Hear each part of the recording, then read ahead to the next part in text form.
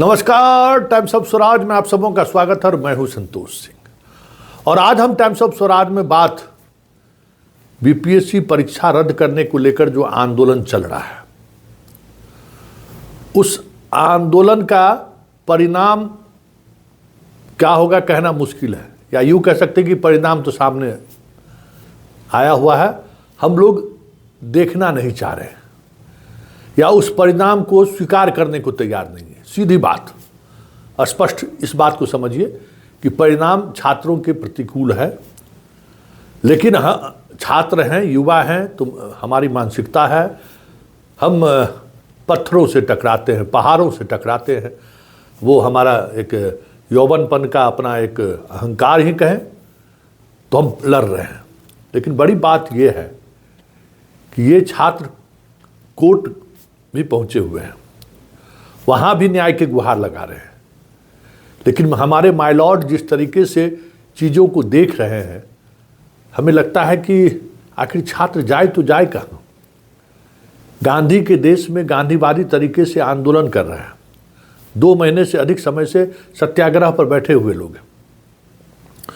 Police इनके नेताओं को गिरफ्तार कर जेल भेज रही है और कोर्ट या पुलिस इन छात्र नेताओं के साथ, छात्र नेता क्या, छात्र इसमें नेता कोई थोड़ी है, जो लोग जेल गए हैं उसके साथ इस तरीके से बर्ताव कर रहे हैं जैसा हमको लगता है कि अंग्रेज के पुलिस ने भी उस तरह का बर्ताव नहीं किया होगा।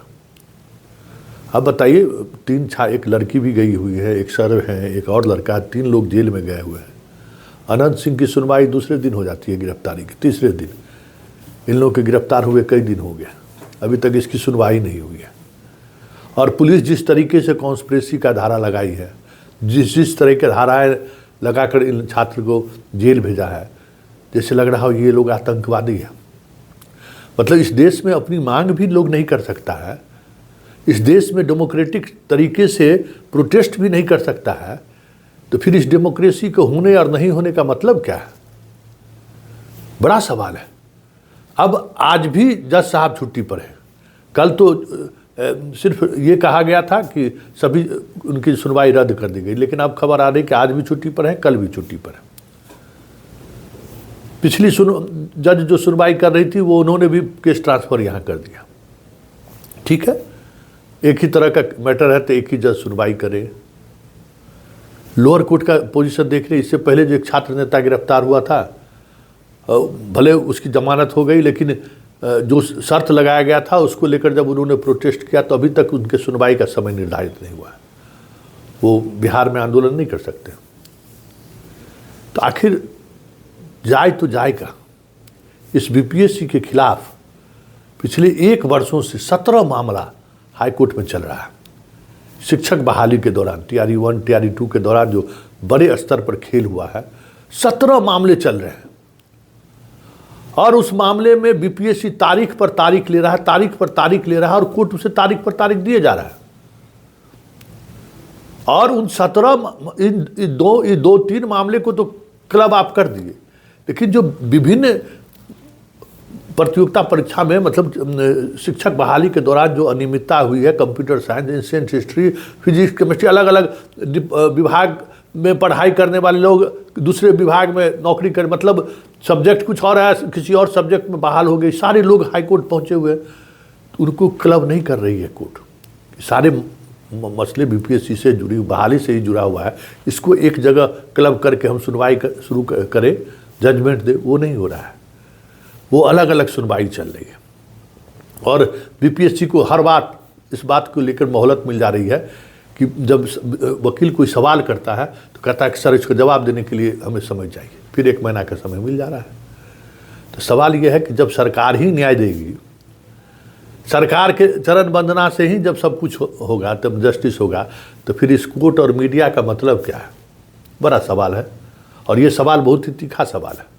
हम न्यायपालिका का क्रिटिसिज्म नहीं कर रहे हैं, आलोचना नहीं कर रहे हैं, हम अवमानना भी नहीं कर रहे हैं, हम सवाल कर रहे हैं कि आखिर छात्र, पता है कि छात्र अगर कोर्ट में लड़ाई लड़ने के लिए गया है तो अपने गार्जियन से 500-1000 रुपया लिया होगा, 100, 200, 500 स्टूडेंट मिलकर कलेक्शन किया होगा, तब वकील साहब का फीस होता है 5-5 लाख 6-6 लाख रुपया एक हियरिंग में खड़े होने के लिए। बिहार में, पटना में हम तो सुन के दंग रह गए कि एक वकील साहब कहे कि 6 लाख रुपया दोगे तब हम तुम्हारा फाइल पकड़ेंगे। वाह रे वाह, क्या बात। तो इस तरीके से बताइए कहाँ से स्टूडेंट पैसा लाएगा।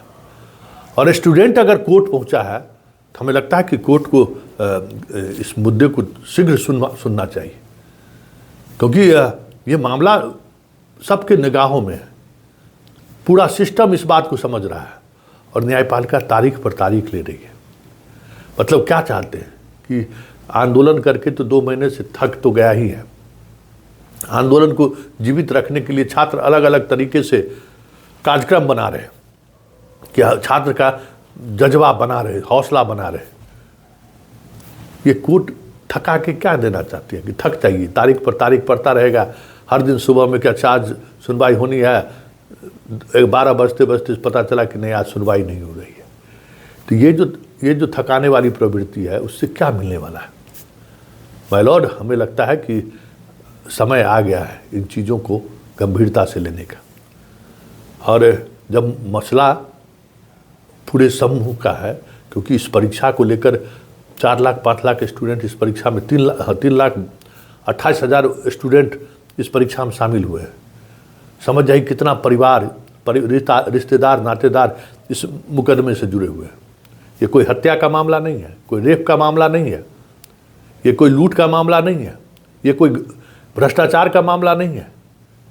ये एक ऐसा मामला है जिस मामले में इस प्रदेश का भविष्य टिका हुआ है। भविष्य हम इसलिए कह रहे हैं कि आपके पास हर परीक्षा के बाद लगातार इस तरीके की अनियमितता से जुड़ी हुई मुकदमे आपके पास दर्ज हो रहे हैं, लेकिन उसकी सुनवाई नहीं हो पा रही है प्रॉपर तरीके। हर बार बीपीएससी गलत प्रश्न पत्र पूछती है और हाईकोर्ट हर फैसले में लगता है जैसे आप बीपीएससी की तरफ से खड़े रहते हैं।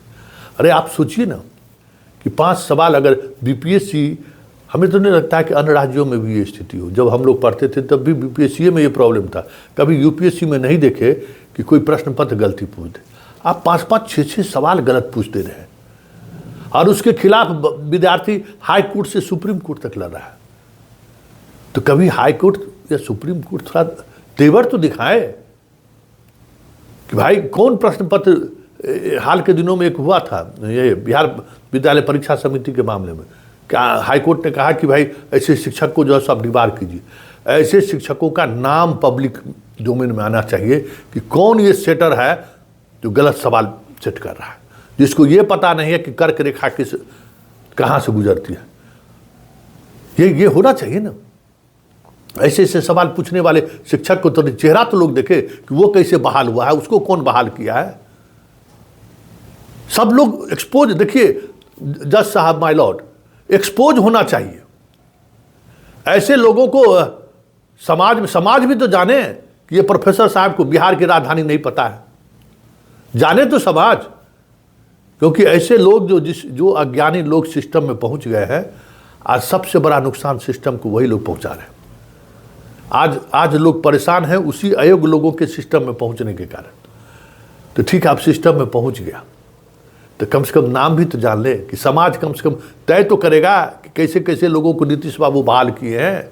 जिस प्रोफेसर को ये नहीं पता है कि बिहार की राजधानी पाटलिपुत्र है कि पटना है, होना चाहिए ना। जो सवाल गलत कर, क्या सिस्टम है भाई, आप क्या छुपा कर रखना चाहते हैं? कौन सा ऐसा आरटीआई के जमाने में क्या ऐसा है जो आप छुपा कर रख लीजिएगा? आप पारदर्शिता बरतिए ना कि आखिर बीपीएससी किससे क्वेश्चन सेट कराई है कि एक ही कोचिंग संस्थान के सॉल्व करने वाले पेपर से 29-30 सवाल मिल जा रहा है। ऐसा सवाल पूछ रहा है जो बीपीएससी स्टैंडर्ड का सवाल ही नहीं है। तो उस शिक्षकों को एक्सपोज करिए ना। अब इस देश में इंस्टीट्यूशन से कुछ होने वाला नहीं है, ये तय मानिए। ये तो जज साहब ये समझिए ना कि आपके कोर्ट में कितने लोग आ रहे हैं, इस देश की आबादी कितनी है। अगर 5 से 10% आदमी भी सरकार के खिलाफ अगर आपके कोर्ट में पहुंचना शुरू कर दे तो आप कोर्ट रहिएगा, विस्फोट कर जाइएगा, मुंह चियार दीजिएगा, सब लोग सुनवाई नहीं कर पाइएगा। ये तो सब गनीमत समझिए कि अभी भी थाना, पुलिस, मुकदमा, आबादी का जो है सो 1-2% लोग जो है सो पीड़ित है। तब आपका 10-10 हज़ार 20-20 साल पुराना मामला अभी भी चल रहा है। अगर ये समाज में 10%, 15% लोग अगर कोर्ट और पुलिस और थाना पहुंचने लगे तो थाना से लेकर कोर्ट तक 1 इंच जगह रहेगा क्या? ये सोचिए। तो ये इसलिए ना है कि ये समाज अभी भी जो है इन सब चीज़ों को, विवादों से बचना चाहती है और अभी भी विवाद रहित समाज है। लेकिन जो लोग इस तरीके का काम कर रहा है, ये सॉल्वर गैंग से लाखों विद्यार्थी प्रभावित हो रहे हैं। ऐसे मुद्दों पर भी अगर आप चुप्पी साधे रहेंगे, आप उसी तरीके से, सामान्य तरीके से सुनवाई करेंगे, तो फिर पीड़ित लोगों की संख्या बढ़ेगी ना।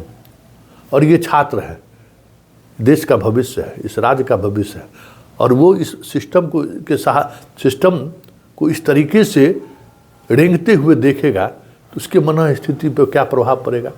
कल वो IAS IPS बन सकता है, डिप्टी कलेक्टर बन सकता है, DSP बन सकता है, BDO CO बन सकता है, कोई जज भी बन सकता है, कोई नेता भी बन सकता है, कोई पत्रकार भी बन सकता है। तो किस तरीके की सोच के साथ वो उस कुर्सी पर बैठेगा, जरा ही सोचिए ना। इसलिए जज साहब तारीख पर तारीख पढ़ते रहे। एक बात समझिए कि ये मर्डर का केस नहीं है, न लूट है, न अपहरण है। ये एक ऐसा केस है जिससे इस प्रदेश के लाखों छात्र और उसके अभिभावक प्रभावित हैं।